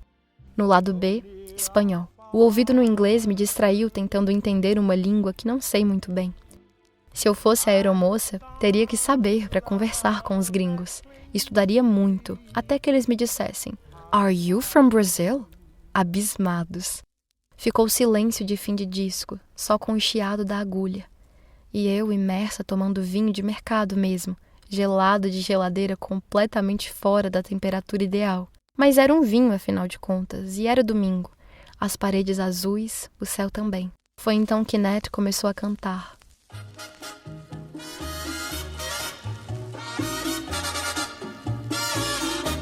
Cachito, cachito, cachito mio, pedaço de cielo que Deus me dio. E minha vitrola simplesmente não vira o disco sozinha. Fiquei pensando, como? Corri até a sala para ver se descobria e tudo normal, inclusive a atmosfera de domingo à tarde. Pensei. A casa nova era esquisita. Eu já tinha reparado em alguns estalos saídos da madeira da escada que não era de madeira. A torneira da pia do banheiro só fechava no encanamento do box, às vezes para a direita, às vezes para a esquerda. Eu já tinha reparado. O deusinho parece que tinha engordado. Os azulejos ficavam molhados quando fazia calor. O mato do quintal ventava só para o mesmo lado. E agora o disco. Que esquisito. E mais ainda o fato de eu não estar sentindo medo nenhum. Aos 52. Todo sábado de manhã tem feira no quarteirão de trás da minha rua. Eu ia a cada 15 dias repor minha geladeira para 2 e mais do que isso. Ir na feira me levava direto para a infância, no CEAGESP. Meu pai me colocava nos ombros para eu ver todos os caminhos de barracas que ainda tínhamos para andar. Eu via de cima e contava. Dava umas 20. Tinha recém aprendido matemática com material dourado. Queria chegar logo na parte dos animais. Eles vendiam coelho e peixinho. Um peixe dentro do saco transparente era o meu maior desejo. Na barraca do lado, peixes mortos para fritar no domingo. As pessoas perto de comida ficam felizes de um jeito simples. Somos animais. Eu gostava tanto do CEAGESP quando menina que eu até tirava foto no jardim de lá e mostrava na escola para os meus amigos, dizendo que aquele era o jardim da minha casa. Eles me achavam rica. Caramba, um jardim desses? Sim, uso helicóptero e esse é o jardim da minha casa que cabe uma feira. Não era de todo mentira, já que eu me sentia em casa ali e sentir também é jeito de dizer a verdade. A parte do helicóptero eu assisti num filme. Adulta na feira, eu gostava de apalpar as frutas. Cada uma tinha um peso, um cheiro. Quando deixavam, eu mordia a manga, suja mesmo. As cores amarelas do abacaxi e da banana eram amarelas tão outras. O vermelho da maçã, o vermelho do tomate, me assustava cada vez menos. Todo mundo na feira de carrinho ou de sacola, porque lá se quer mais do que os braços conseguem carregar. Então, truques de carregamento são bem-vindos. Aqueles feirantes acordaram mais cedo do que o mundo inteiro. Acordaram ontem e estão de avental trabalhando até hoje. Estariam mais tristes se não fosse pelas frutas, que são as flores de um lugar sem flores. A barraca das rosas hoje não veio. A mão na carteira, a mão na mão do feirante mais chegado, os chamados de olha a couve, olha o chuchu, os preços escritos em papel jornal. A letra era a mesma em todas as barracas. Quem escrevia aquilo tinha padrão, e não tem escola para ensinar esse padrão. A feira perto de casa era no tempo de uma rua, mas a caminhada durava mais porque se parava muito. Quantas horas eu estava ali? Meu carrinho tinha rodas que, quando comprei, eram transparentes, hoje pretas de tanto rodar, e as combis abertas esperando. Eu comia pastel. Queijo ou carne não variava mais do que isso. Quando chegava em casa, não sentia fome. Tomando cana, conversei com uma velha amiga, a Marta. Ela tem 78 anos e nunca deixou de fazer feira. Me disse que o dia que deixasse, ela estaria morta. Queria ser assim também. Achei a Marta uma coragem e voltei para casa pensando em ruga. O carrinho cheio, o sol na nuca. Quase chegando, eu vi a bagunça. Uma confusão de gente e moto um pouco mais à frente do meu portão que estava aberto. Fui chegando mais perto, quando vi um rabo. Troncudo daquele jeito só podia ser o vento. Meu corpo foi ficando um chumbo, foi ficando um túmulo de andar, e quando o vento percebeu que era eu, o rabo dele balançou tão forte quanto sempre. Mas o corpo imenso estava grudado no asfalto, feito borracha de pneu. Soltei o meu pior grito, que não saiu pela boca, saiu pelo cu, e o rabo do vento parou. Chorei aberta para sair a dor. Sorriso, eu não sabia mais em que lugar ele ficava no corpo. Não dei beijo no vento antes dele morrer. Dei depois, mas depois não adianta. Também de manhã, antes de ir para a feira, eu não disse nada de tchau. Ele estava dormindo tão doce. Não quis acordar e o tempo não volta. Fiquei sem comer. O telefone eu cortei da tomada. A vitrola nunca mais deu um pio. Deixei de tomar banho. A casa cheirava merda, que eu não ia ao banheiro. Cagava ali mesmo, ao lado do sofá, que virou minha casa inteira, e também meu abraço. O cheiro do vento ainda no couro. O passar das horas se tornou insuportável. O relógio da cozinha acabou a pilha e esse foi o único pedaço de alívio que senti. A casa em silêncio profundo. Fiquei vivendo de ar, vomitando de fome. As baratas ao lado do sofá pareciam querer saber o que tinha acontecido com o amigo. Eu disse, um carro matou o vento, que não era daqui. Um animal de idade nenhuma, do tamanho de um cavalo criança, tão acostumado com o nosso sossego, nosso amor. Me alaguei no choro, meu sofá o barco, meu tapete o rio.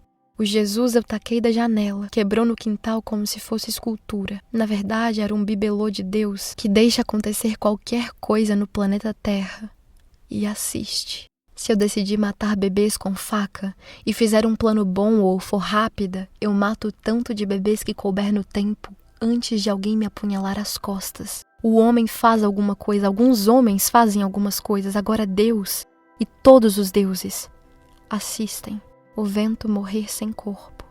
Não teve enterro porque não tinha corpo, só rabo. O veterinário me disse com calma. Logo o vento daquele tamanho morrer virando adubo de asfalto. Que frio. Ela caiu no sono. Vomitou dormindo e não acordou. Sonhava de novo com a chegada para ver o vento morto, só que dessa vez ele não estava morto. O portão não estava aberto no sonho. O vento estava em casa, esperando. E isso a deixou tão feliz que ela não acordou. Não pôde. Nem o gorfo conseguiu. E então nunca mais. A morte de engasgo foi muito feia. Só a boca trabalhou e um pouco da barriga. Os olhos fechados estavam no sonho do vento não morto. O corpo todo estava no sonho, mas uma parte do peito estava no Lucas e no Carlos Eduardo. No entanto, eles estavam vivos. Ela sabia que sim. E não ver alguém nunca mais por questões sentimentais doía menos do que não ver alguém nunca mais, porque a pessoa deixou de existir. O corpo dela foi encontrado por culpa dos vizinhos, que estavam reclamando do cheiro fortíssimo da casa 462. A polícia foi verificar. Quando recebeu a notícia da morte no escritório, o chefe ficou visivelmente abalado. Pensava que o sumiço dela tinha a ver com desistir daquele trabalho antigo, para quem sabe tentar ser aeromoça, como uma vez ela tinha dito que queria. Da vida nunca. Da vida não tinha passado pela cabeça dele, que chorou compulsivamente. As pessoas no escritório acharam um exagero. De resto, a cidade seguiu seu curso. Nem parecia que alguém tinha morrido, até porque, todos os dias, alguém morre sem ninguém saber. As plantas do quintal morreram também. Demoraram mais porque aquele era um mês de chuva. Quando o clima secou, elas cederam. Foi bom. Vivas, elas se sentiam muito sós. A carta tinha morrido anos atrás, picotada no lixo que virou reciclado de leite longa-vida, e muita gente bebeu. Os móveis morreram de cupim. As baratas fizeram uma longa viagem para Praga. Algumas morreram no caminho. Os tapetes endureceram, a vitrola e os discos perderam a boca.